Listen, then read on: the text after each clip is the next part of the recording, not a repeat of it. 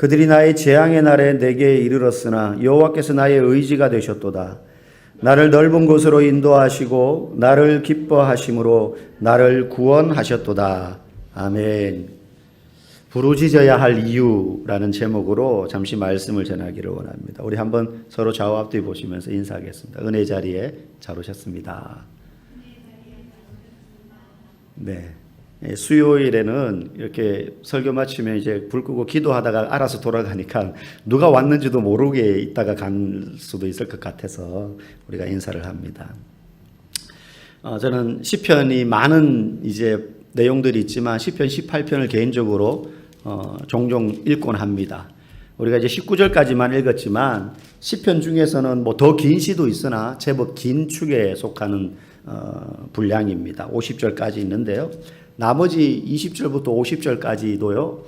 하나님이 어떤 모양으로 다윗을 그간 구원해 주셨는가. 그걸 하나님의 어떤 그 모양을 마치 시적 언어로 이렇게 막 표현해. 우리가 읽은 데도 보면 그 앞에 광채로 말미암아 빽빽한 구름이 지나며 바람 날개를 타고 높이 솟아오르시고 이런 표현들이 나오잖아요. 그런 표현들이 이제 뒤에 계속 나옵니다. 그래서 읽으면 되게 힘이 돼요.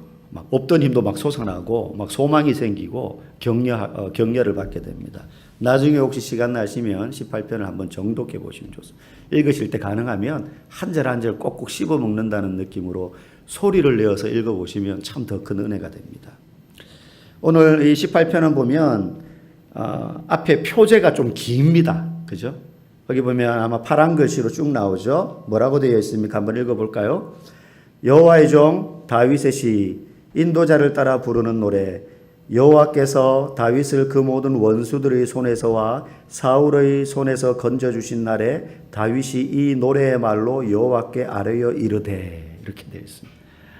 엄청 길죠, 표제가. 그러니까 표제만 보더라도 이 시가 언제 또 어떤 상황에서 쓰여졌구나 하는 것을 알 수 있습니다. 다윗이요, 여기서 말하는 모든 원수들의 손에서와 사울의 손에서 건져주신 날에 다윗이 이 노래의 말로 여호와께 아뢰었다라고 말할 때에 우리가 생각하면 한날 한시에 그동안 다윗을 괴롭히던 원수들이 다 떠나가고 사울의 위협이 끝났구나라고 생각할 수 있지만 그럴 수는 없습니다. 그렇지 않습니까? 원수들이 한날 한시에 약속한 것처럼 이제 우리 더 이상 다윗을 괴롭히지 말자 이러진 않았거든요. 그러니 이건 딱 끝난 그날 너무 기뻐서 지은 시가 아니라 시차를 두고 여러 고난을 다윗이 겪고 왔는데 말할 수 없는 원수들, 대적들, 그게 그 원수라는 게 어떤 인물을 말하는 것일 수도 있고 어떤 세력일 수도 있고 환경일 수도 있어요. 또 이름이 등장하는 사울 같은 사람일 수도 있어요. 이런 사람들의 고난이 끊임없이 다윗에게 계속 있었는데 이게 이제 하나하나 끝나고 다 그 대적들의 공격과 시련이 끝나고 어느 정도 시간이 흐른 어느 날 그때를 회상하며 지금 다윗이 이 시를 쓴 거예요. 그러니까 지나간 일들이죠. 지나간 일들입니다. 여러분, 이 표제가 길다라는 내용을 우리가 좀 주목해 봐야 돼요. 사람은 그렇습니다. 지나간 일들, 오랜 시간이 흐르고 난 다음에 그 과거의 일을 회상하며 하나님께 이렇게 감사하기가 사실은 쉽지 않습니다. 그렇죠? 지금 막 벗어난 고난을 두고 감사하는 것은 쉽습니다. 막 물에 빠졌는데 누가 이제 막 구해줬어요. 그러면 구사일생으로 살았잖아요.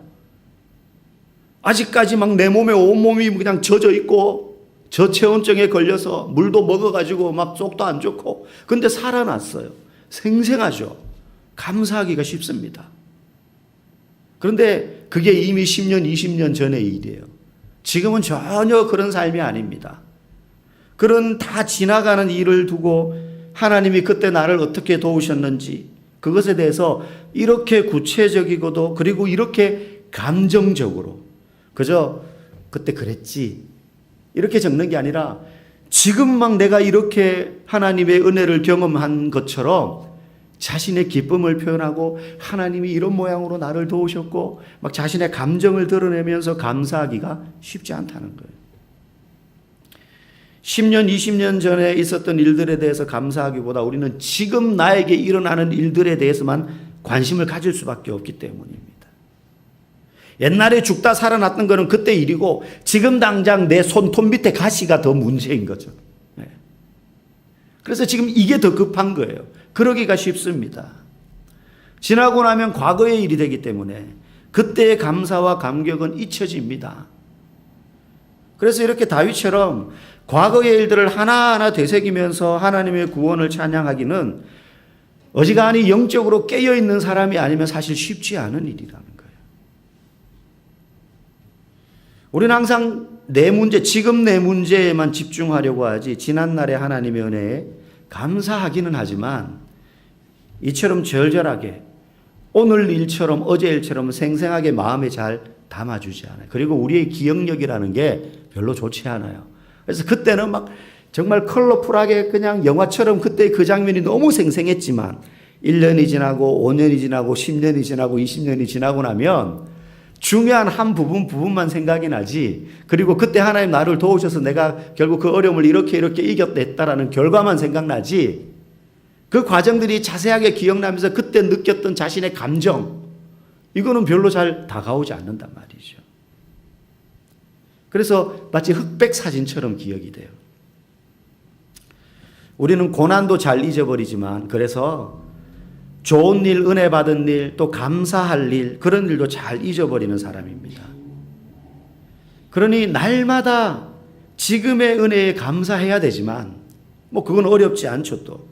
그러나 동시에 지나간 시간 속에 하나님의 손길, 내 인생 가운데 있었던 하나님의 발자취를 계속 되새겨보는 것 또한 영적으로 성숙하고 건강한 신앙인의 한 모습이라는 것이죠.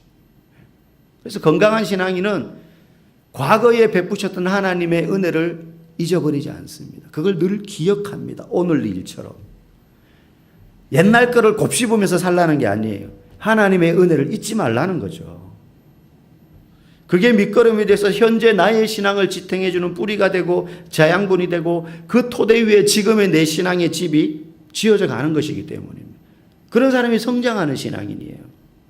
그래서 옛날에 나도 그랬지 하는 걸로 치부하면 안 된다는 거예요.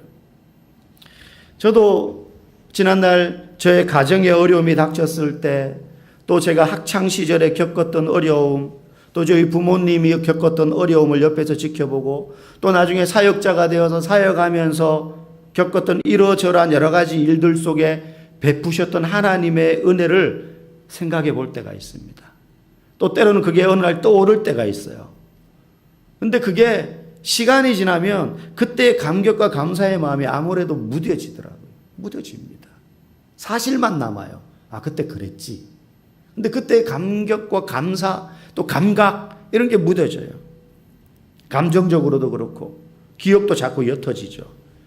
그 당시에는 그 은혜가 그렇게 생생하게 다가왔고, 그래서 비록 어려움은 있었지만, 그때 힘들었지만 그래도 그때 오히려 힘들어서 얼마나 절절하게 내가 하나님을 붙들었었는지, 그때 내가 하나님 앞에 어떻게 기도했었는지, 그런 과정을 거치면서 그때에 비하면 내 믿음이 또 이만큼 자랐구나, 이런 생각이 들고는 있는데, 시간이 지나면 이제 그게 과거의 추억처럼 되어버리니까 지난날의 은혜가 지금 내게 선한 영향력을 끼치지 못할 때가 있습니다. 때로는 무덤덤해지는 거죠. 하나님이 계실까? 어디 계시지?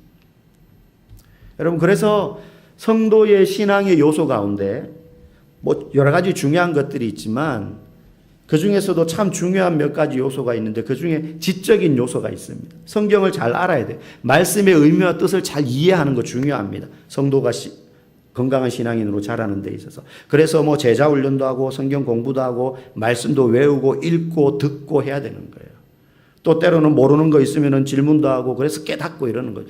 예수님도 제자들에게 구약의 내용을 가르쳐 주면서 제자들이 물으면 이 말씀이 무슨 뜻입니까? 물으면 가르쳐 주셨어요. 초대교회 성도들도 하나님의 말씀이 무슨 뜻인지 그것을 듣고 상고하고 고민하고 공부했었어요. 바울도 두란노 서원에서 그렇게 가르쳤어요. 그런 지적인 요소가 필요합니다. 그러나 동시에 감정적인 부분을 무시하면 안 돼요. 지정의가 다 필요한 거죠, 신앙인이 성장할 때는. 울어야 될 때 울 줄 알아야 되고요. 기쁠 때 기뻐할 줄 아는 사람이 심령이 건강한 사람 아닙니까? 웃어야 될 때 웃지 못하고 울어야 될 때 울지 못하고 기쁠 때 기뻐하지 못하고 슬플 때 슬퍼하지 못하는 사람은 감정에 뭔가 병이 든 거예요. 마음이 병든 거죠. 고난 중에 하나님께 부르짖으면서 아버지 도와주세요 할 때는 눈물 콧물 쏟으면서 부르짖을 줄 알아야 되고요. 은혜를 받은 뒤에는 아이처럼 기뻐하면서 법궤가 들어올 때 그 앞에서 옷이 흘러내리는 줄도 모르고 뛰어놀았던 다윗처럼 그렇게 기뻐하면서 하나님께 감사할 줄 알아야 되는 거죠. 제가 예전에 어떤 이제 몇 박 며칠 들어가서 사회와 완전히 단절된 이제 수련회를 갔는데 그 이제 수양에서 막 기쁨이 찾아왔어요. 그래서 찬양하는 시간인데 저희 테이블만 목회자 테이블이었어요. 다른 데는 이제 다른 성도들 일반 성도들 테이블. 아무도 우리 교회 성도들이 아니고 거기에 저 혼자 갔어요. 아무도 모르는 사람이에요. 목회자들 중에 좀 안면이 있었지만. 근데 찬양하는 시간이 너무 기쁜 거예요. 찬양이 좋아서 기쁜 게 아니라 그 찬양을 통해서 주시는 하나님의 말할 수 없는 은혜가 확 올라오는 거죠. 예. 내가 기뻐하고 싶어서 기뻐하는 게 아니라. 예. 그때 제가 상당히 그래도 유교 보이에다가 점잖은 성품이지만 둥근 테이블인데 그 테이블 위에 올라갔어요. 막. 근데 제가 올라가면서 저만 그랬던 게 아니라 옆에 있던 다른 목사님도 그런 마음이었었나 봐요. 저 안산에서 목회하고 계신데 거의 저와 동시에 둘이 같이 올라갔어요. 그런데 제 쪽으로 기울면서 탁자가 확 고당탕탕 뒤집어진 적. 앞에서 찬양팀이 찬양 인도하다가 깜짝 놀랐는데 멈출 수는 없잖아요. 계속 찬양을 했는데 저희도 아무렇지 않은 듯 다시 일어나가지고 막 뛰면서 춤추면서 박수 치면서 그렇게 찬양한 적이 있습니다. 기쁠 때 기뻐할 줄 알아야 되는 거죠. 고난이 오면 하나님 아버지 살려주세요 하고 부르짖을 줄 아는 사람. 그때 마음속에 밀려오는 하나님이 주시는 기쁨의 감정, 감사의 마음, 슬픔의 마음 이런 것들이 우리 안에 풍성하게 넘치는 사람이 마음이 건강한 사람이고 신앙이 풍성해지게 되는 것입니다. 그럼 다윗 한번 보십시오. 오늘 6절 말씀 같이 읽어보겠습니다. 시작. 내가 환난 중에서 여호와께 아뢰며 나의 하나님께 부르짖었더니 그가 그의 성전에서 내 소리를 들으시며 그의 앞에서 나의 부르짖음이 그의 귀에 들렸도다. 다윗이라도 별 수 없어요. 산전수전 다 겪은 그 수많은 원수들의 공격 앞에서 포기하지 않고 목숨을 끊지 않고 숨지 않고 그 앞에 굴복하지 않고 그렇게 모든 것을 견뎌내던 다윗도요 하나님께 부르짖는 거예요. 여러분 이게 다윗이 자신을 도와줄 유력한 사람들이 없어서 하나님께 부르짖은 게 아닙니다. 그 위기 가운데도 같이 그 위기 속에서 다윗과 같이 늘 동행했던 수십 적게는 그리고 많게는 수백 명의 동지들이 다윗을 따라다녔어요. 그를 따르는 사람들 중에는 힘께나 쓰는 사람도 있었고 다윗을 위해서는 목숨도 버릴 만큼 충성된 사람들이 주변에 다수 있었습니다. 그런데 다윗은 누구에게 부르짖습니까? 하나님께 부르짖는 것입니다. 그냥 자기 힘으로도 어느 정도 이 어려움을 헤쳐나갈 수도 있습니다. 그럼에도 불구하고 다윗은 하나님께 아뢰며 나의 하나님께 부르짖었더니 나의 부르짖음이 그의 귀에 들렸도다. 여러분 다윗이 그렇게 하나님을 부르짖을 때 점잖게 하나님을 찾지 않았겠죠. 아유 하나님 제가 좀 많이 힘듭니다 요즘. 뭐 이런 식으로 부르짖지 않았을 거예요. 이거 부르짖는 게 아니잖아요. 물론 막 목청을 높여서 부르짖지 않아도 하나님은 그의 형편, 우리의 형편을 다 아시는 분이시죠. 그런데 성경은 곳곳에서 부르짖으라고 해요. 귀찮을 정도로 포기하지 말고 하나님께 구하라는 거예요. 왜 그렇습니까? 그게 자식이 부모에게 할 수 있는 자연스럽고도 당연한 권리이기 때문에 그렇습니다. 이게 하나님께 우리가 부르짖어야 될 첫 번째 이유예요. 제가 밖에 나가 있는데 아이들이 가끔 전화해서 아빠 들어올 때 뭐 좀 사다 주세요. 뭐 먹고 싶어요. 아니 뭐 필요한 거 좀 사다 주세요. 그럼 저는 이제 막 귀찮아가지고 어떨 때는 싫어 내일 사줄게 아니면 너네가 사 먹어 뭐 이럴 때가 있어요. 저는 하나님이 아니니까 싫으면 싫은 대로 이제 뭐 거절할 때도 있습니다. 그런데 제 반응과 상관없이 저희 아이들은 저한테 그런 요청을 할 권리가 있어요. 그렇지 않습니까? 저는 하나님이 아니니까 그걸 다 들어주지는 못하지만 저희 아이들은 제 반응과 상관없이 아빠 뭐 해줘? 뭐 사다 줘? 그럴 권리가 있어요. 그리고 저에게는 그걸 들어줄 책임이 있어요. 책임 회피할 때가 종종 있지만 귀차니즘 때문에. 근데 여러분 만약에 옆집 애가 저한테 아저씨 올 때 아이스크림 좀 사다 주세요. 먹고 싶어요. 그럴 수 있습니까? 그런 일은 일어나지 않아요. 그 아이에게는 그럴 자격도 없고 저와 그런 관계도 없고 저에게도 그걸 해줄 책임도 없어요. 그러니 우리는 하나님께 부르짖어야 되는 거예요. 못 알아들으실까 봐 부르짖으라는 게 아닙니다. 나의 작은 신음에도 응답하시는 하나님 아니십니까? 귀가 없으셔서 못 듣는 분이 아니십니다. 그러나 꼭 큰 소리로 말하라는 의미라기보다 하나님께 간절히 구하라는 거예요. 간절히. 가슴을 치며 구약의 많은 인물들이 그랬던 것처럼 머리를 헝클어뜨리고 그 먼지를 뒤집어 쓰며 옷을 찢으며 통곡하는 마음으로 부르짖어라. 왜? 아버지니까. 더군다나 하나님은 저와 같지 않고 여러분과 같지 않아서 계속 부르짖는다고 해서 귀찮아하시거나 못 들은 척 하시지 않는단 말이죠. 그러니 자녀로서 아버지에게 계속 부르짖어야 되는 것입니다. 이게 우리가 부르짖어야 될 첫 번째 이유입니다. 두 번째 우리가 하나님께 부르짖어야 할 이유가 있습니다. 우리 17절 말씀 읽어보겠습니다. 나를 강한 원수와 미워하는 자에게서 건지셨으며 그들은 나보다 힘이 세기 때문이로다. 여러분, 세상이 원수가 대적이 나보다 힘이 세기 때문에 여러분 인생을 살다 보면 그런 거 느낄 때 있지 않습니까? 내가 제일 약한 것 같아요.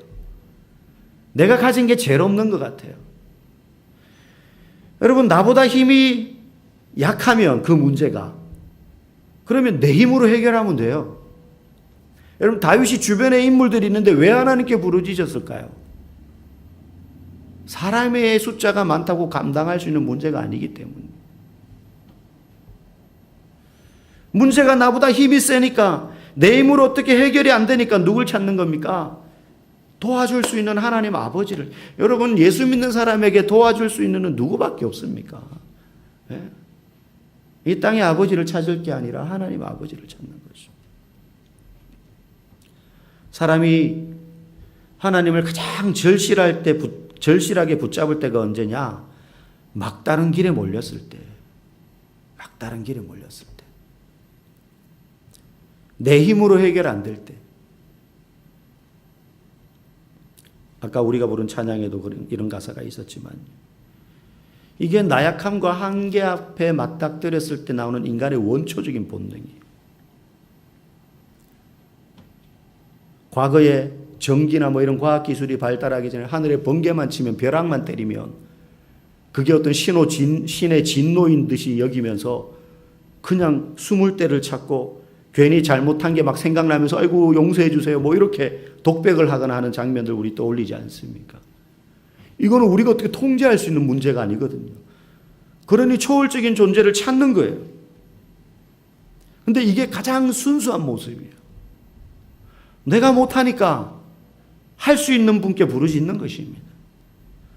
신앙 경험이 없어도 성경 지식이 없어도 직분이 없어도 내가 감당할 수 없는 문제 앞에 섰을 때 인간은 가장 작아지는 자신을 보게 돼요. 직분자나 모태신앙이나 상관없습니다. 문제가 나보다 커 보일 때 그때 하나님을 찾는 것은 너무 자연스러운 것입니다. 그때 그 하나님 앞에 서서 도와주시면 좋은데 안 도와주셔도 어쩔 수 없고 여러분 그런 자세로 하나님 앞에 서는 사람 없습니다. 어리석은 거죠. 어리석은 거죠. 예수님을 찾아서 정말로 간절한 마음으로 나왔던 사람들 다 그랬어요. 12년간 혈루증을 앓았던 여인, 친구들에 의해서 침상채로 예수님께 매달려서 내려왔던 중풍병자, 자기 힘으로는 물에 들어가지도 못한 채 누워있던 베데스다 목가에 38년 된 병자, 가늠하다가 붙잡혀 사람들에게 두들겨 맞아서 죽을 위기에 처했던 부정한 어느 여인,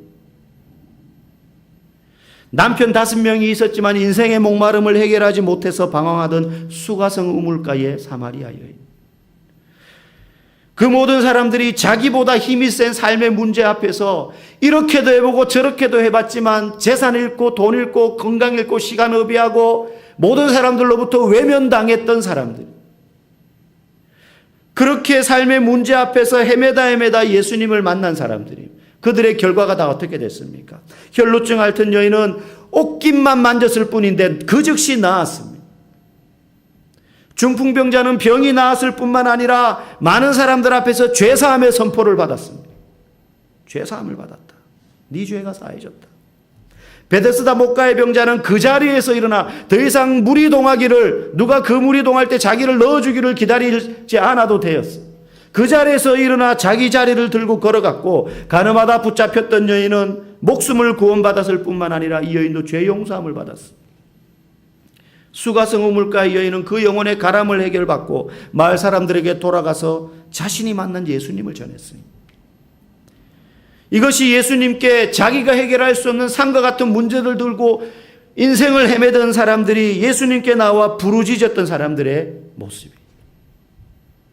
사랑하는 성도 여러분, 마지막 18절 말씀 우리 같이 읽어보겠습니다. 그들이 나의 재앙의 날에 내게 이르렀으나 여호와께서 나의 의지가 되셨도다.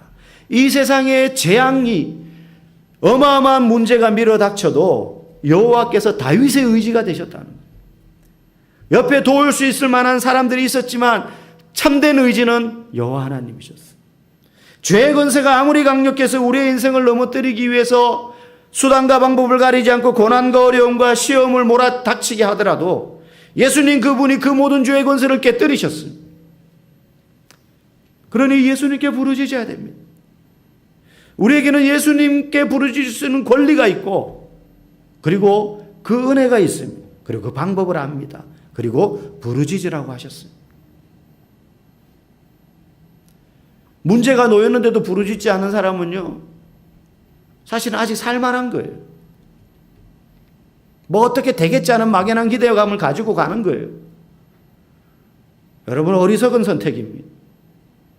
내가 할 수 있는 것처럼 여겨진다고 해서 교만하게 부르짖지 않아도 된다는 생각을 하면 안 됩니다. 예수님께 내가 감당할 수 없는 상과 같은 문제가 있다 하더라도 가지고 나와서 아뢰십시오. 그러면 문제보다 크신 예수님, 삶보다 크신 그 예수님께서 오늘 다윗이 고백했던 것처럼 앞절에 여러분의 요새가 되시고 피할 바위가 되시고 구원의 뿔이 되시고 산성이 되실 줄 믿습니다. 이 은혜가 여러분 가운데 있어서 주님께 나와 부르짖는 저와 여러분 되기를 주의 이름으로 간절히 축복합니다.